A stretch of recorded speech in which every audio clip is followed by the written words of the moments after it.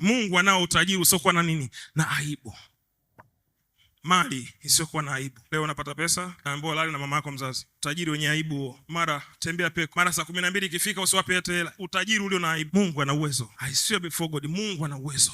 Hatujafika hapa kwa uganga. Hatujawa hivi kwa uganga. Ni mkono wa Mungu pekee. Ila kwa nini unarogewa coin wewe? Kwa nini unatumia hizi? Hii haiozi. Ukiona mtu ana matatizo miaka nenda miaka rudi kapigwa na hii. Hii haiozi. Isra al-Asri, unaitwa uchawi. Isra al-Asri. Anachukuliwa samaki. Nafikiri nishaye kufundisha hichi kitu. Anachukuliwa samaki pale feri. Ananunuliwa akiwa mzima. Na jina lako wewe na coin.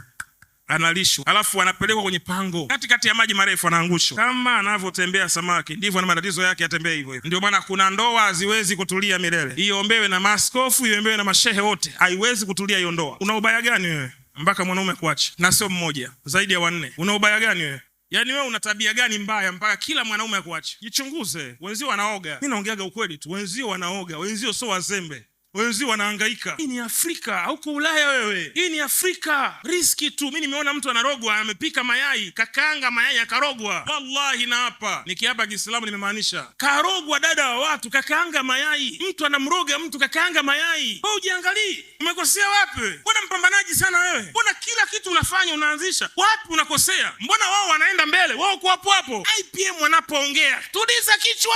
Usikimbilie kunitukana tu. Tuliza kichwa nisikilize. Mbona wenzio wanapanda kila siku?